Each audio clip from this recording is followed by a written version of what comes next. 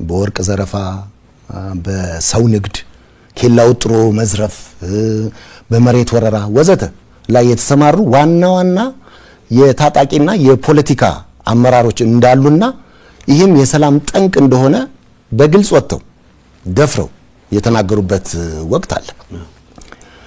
ይሄ እንደተጠበቀ ሆኖ ሁለት ጥያቄዎች ግን ይነሳሉ። አንደኛው በቂ ጥናትና ማስረጃ ካለ ህዝቡ በስም እንዲያውቃቸው ለምን አልተደረገም የሚል አንዱ ነው። ከዚህ ሌላ ደግሞ ለምን በህግ አልተጠየቁም? እንደዚህ የሚታወቁ ከሆነ ይሄን ያህል አመረው የሚቃወሙት ነገር እንደሆነ በተደጋጋሚ ገልጸዋልና እዚህ አካባቢ ያለው ነገር ምንድነው? ቅድም ያልኩ ፕሮቴክቲቭ ስቱፒዲቲ ፖለቲከኞችን ነው ያጠቃል። እንደኔ አይነቱን የበደለው አካል የነበረ በጦርነት ወቅት ግን የተፈጠረውን ጥፋት በሰላም ስምምነት ማክተም አለበት ብቻ ሳይሆን የትግራይ ህዝብ ካሁን በኋላ ተገዶ ካልሆነ በስተቀር ፈልጎ ወይ በአንድ በሌላ መልኩ በፖለቲካ አመራር ሰበብ የሚሆን በሌላ ምክንያት ጦርነት መግባት የለበትም የሚል እምነት ያለኝም ሰው ጭምር እንደዚህ አይነት ወንጀሎች እየተፈጸሙ አንድነታችን ጥንካሬ ነው ብለን ስለምናምን የመደበቅ ቅድም ያልኩ ፕሮቴክቲቭ ስቱፒዲቲ አባዜ ሁላችንም ነበረብን። አንድነት ኃይል ነው ይባላል። አንድነት ሁልጊዜ ኃይል እንደማይሆን የምታውቀው ከሰል አንድ ቦታ ላይ ካስቀመጥካቸው በተጠጋጉ ቁጥር አቅማቸው ነው ይዳከመው። እሳት ፍም ባስጠጋው ቁጥር አንዱን ነው የሚያጠፋው። ስለዚህ ሁልጊዜ አንድነት ኃይል አይደለም። የትግራይ ህዝብ ከቁጥሩ በላይ አቅም እንዲኖረው ያደረገ ተደራጅቶ መንቀሳቀስ ባህል ያለው ህዝብ ነው። ይህንን የመንቀሳቀስ ባህል ለግል ጥቅማቸው ሊጠቀሙ የሚፈልጉበት ኃይሎች ካሉ ግን እነዚህን ከማስወገድ ውጪ የትግራይ ህዝብ አንድነት ጥንካሬ ሆኖ ሊቀጥል አይችልም። ስለዚህ ከዚህ አንፃር ይሄ አንድነት በሚል ተረት ረጅም ጊዜ ተቃቅፎ የመቀጠል ልክ እንደ ከሰል እርስ በርስ የምትጣፋበትን ሂደት የማስቀጠል ሂደት አካል ነበርኩ ነው። አንድ ምሳሌ እነግርሃለሁ። ወርቅ ንግድ በጣም የሚያሳዝነው አሁን ብዙ ሰው የወርቅ ንግድ አሁን የፕሪቶሪያ ስምምነት ከተፈራረምን በኋላ የጀመረ የሚመስለው ሰው አለ። ጦርነት ውስጥ በአንድ በሌላ መልኩ እኔ የማምንበት ሬዚስታንስ ነው ያካሄድኩት፣ የማምንበት ትግል ነው ያካሄድኩት ብዬ ነው የማምነው። በዛ በማምንበት ትግል ውስጥ የትግራይን ህዝብ አጀንዳ ይዘው የታገሉ ብዙ የጦር መኮንኖች አሉ። ለሰሩት ስራ ያለን ክብር በፍጹም ሊቀንስ አይችልም። ግን ደግሞ ገና ጦርነቱ በሺዎች የሚቆጠሩ ወጣቶችን ይበላ በነበረበት ወቅት ሳይቀር ምሽግ ለመቆፈር ብለን የወሰድነውን ኤክስካቫተር ወርቅ ለመልቀም ይጠቀሙበት የነበሩ አዛዦችም አሉ። ይሄንን አውቃለሁ። ሲዋሹ በጣም ነው የሚገርሙኝ። እኔ እስካሁን የዋሸሁት ይበቃኛል። እስካሁን የታገዝኩት ይበቃኛል። ሰው ሲሸጡ የሚኖሩ ሰዎች አሉ። ኤርትራዊ መሸጥ ንብረት ነው የሚባለው፣ ንብረት ነው የሚለው። አውርደዋል ይታፍንና እንግዲህ ዓላማው የኤርትራን ሰራዊት እናፍርሰው የሚል ነበር በእኛ በኩል። ኤርትራን ሰራዊት ለማፍረስ ግን ሰዎች እንዲመጡ ማድረግ ነው። ግን ኤርትራን ሰራዊት ማፍረስ ዘመቻ ጀምሬያለሁ ብሎ ይሄን የሚመራው ወገን ገንዘብ ያላቸውን ሰዎች ብቻ ነው ማፍረስ የሚችለው። ስለዚህ የደሃ ልጅ ወጥሮ እንዲዋጋ ይገደዳል ማለት ነው። ከያዝኩ በኋላ 27 ወጣት አንድ ቤት ተዘጋና ቤተሰቦች ያሏቸው የሚባሉ ውጭ ሀገር ያሉ ሰዎች አካውንት እየተጠየቀ እያንዳንዱ ሰው ሚኒመም $4000 እንዲያስገባ ተደርጎ 20 ሰው ካፈንክ $80,000 ታስገባለህ ማለት ነው። በዚህ የውጭ አካውንት ከፍተው በሺዎች የሚቆጠሩ ሰዎችን እየሸጡ እያገቱ አሁን በኤርትራነት ጀመረ መጨረሻ ወደ ትግራይ ተወላጆች ዞረ። ይሄን አመራር የሚሰጡ ከፍተኛ አመራሮች አሉ። ይሄን አጥንተን ለህግ እንዲቀርቡ 2 ዓመት ሆኖታል። አሁን እሱን መጣበታል ነው። ይሄንን የሚመራ የመረጃ መመሪያ ኃላፊ እርምጃ እንዲወሰድበት ወይ ከስራ እንዲነሳ ብለን ወስነን ስናበቃ ይሄንን ለማስፈጸም ኃላፊነት የሚሰጣቸው ሰዎች የኔ ሰዎች ናቸው፣ የጸጥታ አመራሮች ናቸው። የጸጥታ አመራር በባህሪው ጥፋት ያጠፋም ያላጠፋም የመተጋገዝ ባህሪ ያላቸው ወርቅ ንግድ ውስጥ የገባ አሁን ለሀገሪቱ ለትግራይ ነጻነት አሁንም እስከ መጨረሻው ሰዋለሁ ያለ የሚፎክር ጀነራል አለ።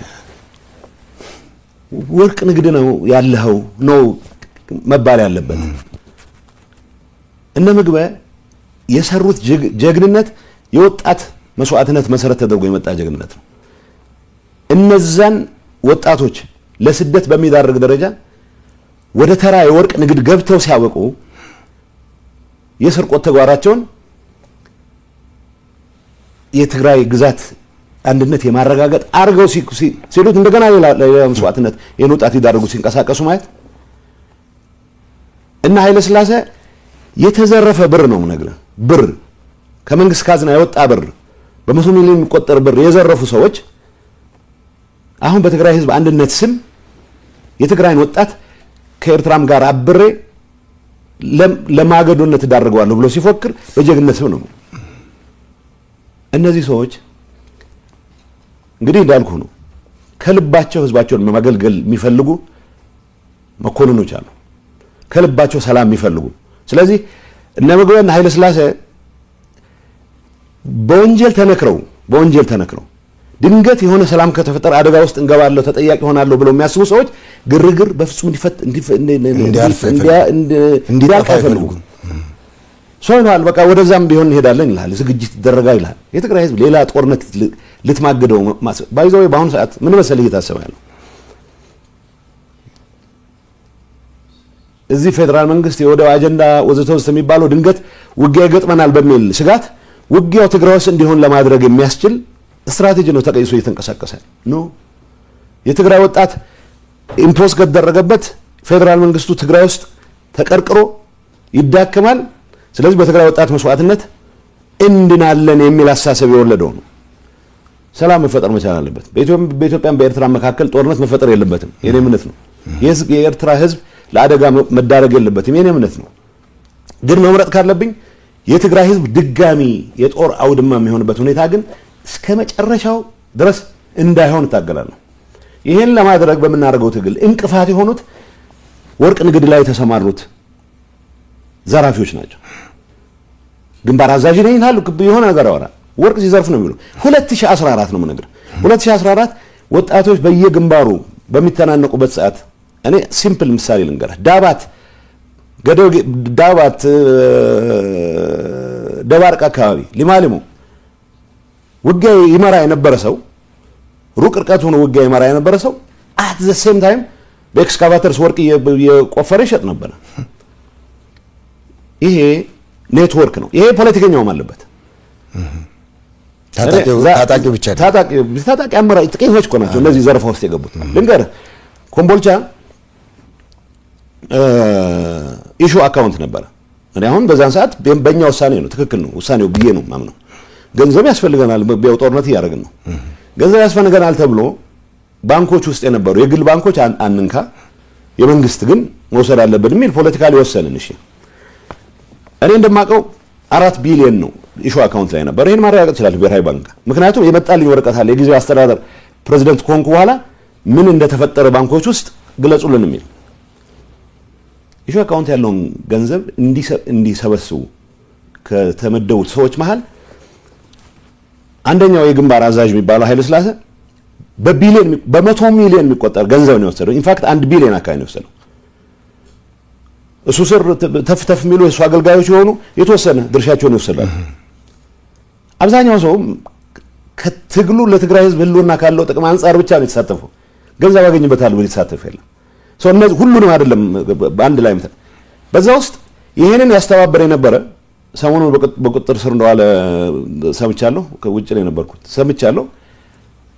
በራሳችን ጥናት እኔ አይደለሁም ያደረኩት ያን ጥናት ዶክተር ደብረጽዮን በሚመራው ጥናት ይህ ሁሉ ዝርዝር አለ ተቀምጧል። ዝርዝር ተቀምጦ ለምሳሌ ይሄ ኃይለ የሚባለው ሰው እኔ እንገር ኃይለ እንትን ብቻ አይደለም ይሰራው እኔ በማቀው በሚገባ ባረጋገጥኩት ሰነድም ጭምር የወርቅ ማሽኖችን ሲያስገቡ ነው ወርቅ የፖለቲካ አመራሩም ወርቅ እነዚህ ስምልህ ሰዎች የፌደራል ሰዎች ጋር ይነጋገራሉ። ልንገር እዚህ ኃጢአቱ ብዙ ነው። የፌደራል ሰዎች ጋር ማሽን ሲያዝባቸው እናንተን የመሰለ ሰው እኮ የለም እያሉ የተለማመጡ ማሽን ሊያስለቁ ይሞክራሉ። ይሄ ዝርዝር መረጃ ነው ያለኝ። ይሄንን የኔ ምክትል ያቀን የዘታላ ተነጋግረን እርምጃ እንውሰድ፣ ለፍትህ ይቅረው የተደረገ ጥናት ነው ምነግርህ። በተደረገው ጥናት እገሌ ይሄን ያክል 300 ሚሊዮን ወስዷል በቁጥጥር ስር ይዋል፣ ይሄ እገሌ ይሄን ያክል ማሽነሪ ወስዷል በቁጥጥር ስር ይዋል የተባለው እርምጃ እንውሰድ ካልን 2 ዓመት ሆነ። የመውሰድ ፍላጎት አንዳንዴ ፖለቲካሊ የምታያቸው ነገሮች አሉ። ትልልቅ ትግል ውስጥ ትልቅ አስተዋጽኦ ያላቸው ሰዎች ስም ሌሎችንም ይዞ እንዳይጠፋ በሚል ያልነው ቅድም ያልኩ የውሸት አንድነት ለማስቀጠል ባደረግነው ጥረት መጨረሻ ላይ ግን የውሸት አንድነት ማስቀጠል አይደለም የመረረኝ ሰዓት እርምጃ መውሰድ አለበት ባልኩበት ሰዓትም እርምጃ እንዲወሰድ ዶክመንት አቅርቤም ሳይቀር ተግባራዊ አልተደረገም። እርስ በርስ የመደጋገፍ ፖለቲካል አሁን ያለው እኔን ክድሃል የሚለኝ አመራር ወንጀለኞቹን ዋናዎቹ የራሱ ሰዎች አድርጎ ነው የሚቆጥረው። ቢኮዝ የወንጀል ኔትወርክ ነው። የወርቅ ንግድ ውስጥ የሚሳተፈው ጀነራል ዋና የሚተማመንበት መሰረት በግልጽ እኮ ባለፈው ሲናገር ሰምታችሁታል። አይ አሁን የራሳችን ሰው ስለመጣ ጌታቸውን እንዳደናቀፍ ነው ማደናቀፍ የለብንም ይላል። ምክንያቱም ጌታቸውን ያደናቀፍ እንደነበረ ጌታቸውን የሚያደናቀፍበት ምክንያት የስርቆት ኔትወርኩ አካል ስላልሆንኩ ነው። ሌላ ነገር የለም። እኔ ላይ የሚያገኙብኝ አካውንት የለም። እኔ ላይ የሚያገኙት መሬት ካርታ የለም። ስለዚህ ምክንያት ሁሉም ልንገር አንዳንዴ በጣም የሚያሳዝነኝ በፌደራል ጋር ያላቸውን ጉዳይ መሬት አስመልስልን እንዲበልልን ምናምን የሚባል እኔን ሸምግልልን ይሉኛል። ይህም ሲፎክሩም ሰው እንደዚህ እንዳውም ውሸት ነው። ምክንያቱም አብዛኛው የሰራዊት አመራር በሰላም የትግራይ ህልውና እስከተረጋገጠ ድረስ ሌላ ጥይት የመተኮስ ፍላጎት የለውም። ተገዶ ከገባ ይዋጋል፣ ምንም ጥያቄ የለውም። ተገዶ ማለት ኢምፖዝድ ከሆነበት ከዚህ የሚፎክሩት የወርቅ ንግዳቸውን የሰው ዘረፋቸውን ለማስቀጠል የዘረፉትን ብር ይሄ በቁጥር ነው የምነግርህ፣ በቁጥር እና ኃይለ ሥላሴ ሌላ ነገር የለውም። እኔ ውጭ ሀገር ሄደህ ታከም ብዬ በተደጋጋሚ ጠይቄዋለሁ። ቪዛ አሰርቼለታለሁ። የተወሰኑትን ይዛቸው ወጥቻለሁ እንዲታከሙ እንዲያርፉ ፈልጋለሁ። የተከፈሉት መስዋዕትነት ያክል የሚተካ አንድ ነገር ግን አዲስ አበባ መምጣት አልችል ገበር ንብረት ይሰጣል 100 ምናምን ሚሊዮን ሸጫለሁ ይላል። በተግባር የተረጋገጠ ግን የተዘረፈ ነው የምነግርህ። ስለዚህ ሁሉም የሰራዊት አመራሮች ዘርፈዋል የሚል መልእክት እያስተላለፍን የመጣ ነው። ውሸት ነው። ኃይለ ሥላሴን መጥቀስ እያቃተን ኃይለ ሥላሴ መጠየቅ እያቃተን አንደኛ ፎካሪ ሆኖ እሱ ለትግራይ ህልውና በተለየ የሚቆረቆር ሆኖ እንዲቀርብ እናደርጋለን። ምግብን መጠየቅ ያቃተኝ እሱ የተለየ የሚቆረቆር ሆኖ ግን በዚህ ጉዳይ ውስጥ ገብቶ የማያውቅ ሌላ ጀነራል ከነዚህ ጋር ጀነራሎች ወርቅ ንግድ ውስጥ ገብተዋል ወዘተ ይባላል። ወርቅ ንግድ ውስጥ የገቡትን በይፋ መጠየቅ ስላልቻለን ሁሉም በቅንነት ህዝባቸውን የሚያገለግሉትን ሰዎች ሳይቀር በጀነራሊ በማጃመል አንድ ላይ በማድረግ ለምን አላቀረብናቸውም ለተባለው አንደኛ ይሄ ሲያደናቅፍ የኖረው ፖለቲካል ሊደርሺፕ ተጠያቂ እንዲሆን አይፈልግም። ተጠያቂ እንዲሆን የማይፈልግበት ምክንያት ራሱን ተጠያቂ ስለሆነ ነው።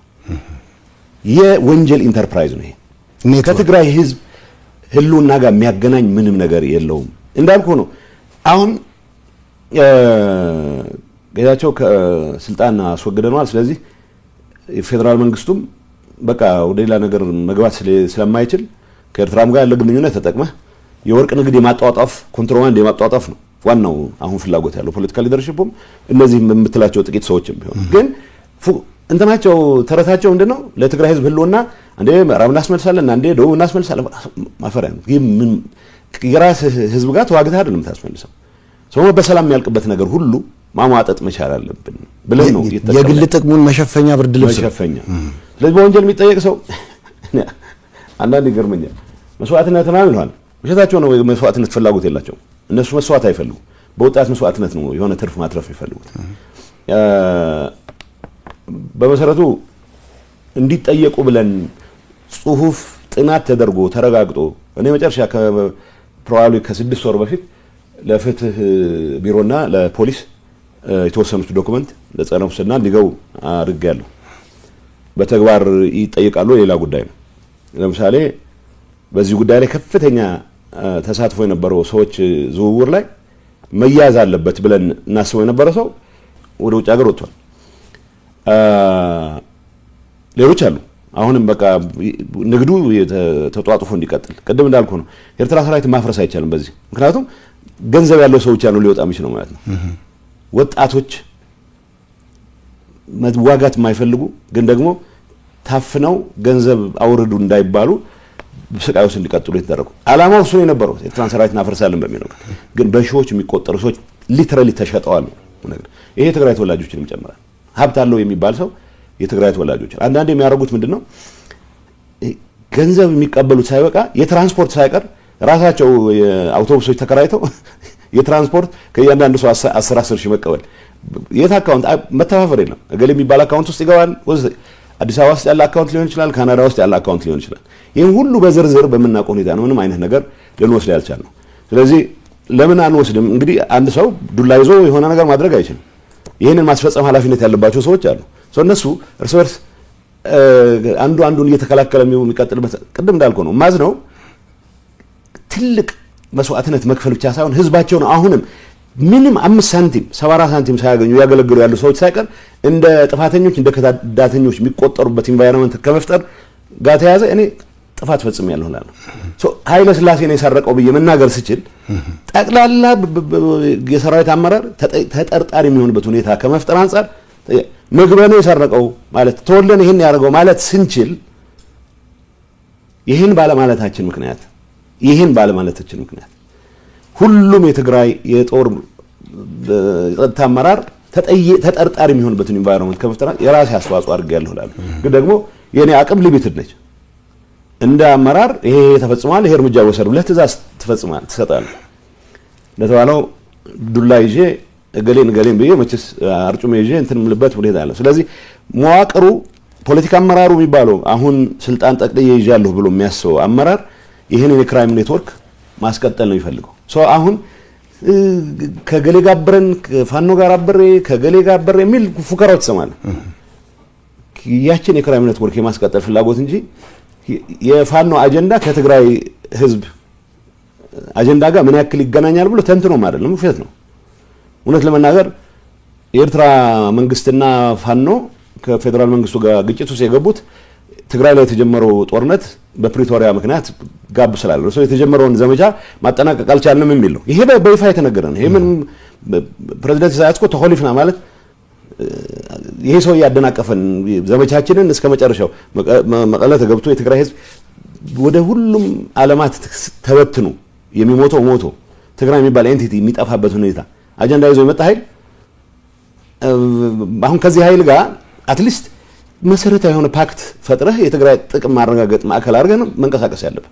የትግራይ ህዝብን ብሔራዊ ጥቅም ማዕከል ካረክ ቢያንስ ከፌደራል መንግስት ጋር የጀመርከውን አሟጠህ ለመጨረስ ነው መንቀሳቀስ ያለብህ። ከሌላ ኃይል ጋር አይደለም የምትሰራው።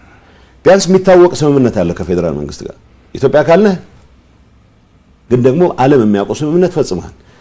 ይሄ ኃይል መጽሐፍ ጓደኛ ይላል የብርሃን ልጆች በብርሃን ነው የሚንቀሳቀሱት ነው የሚለው መጽሐፉ ይለኛል።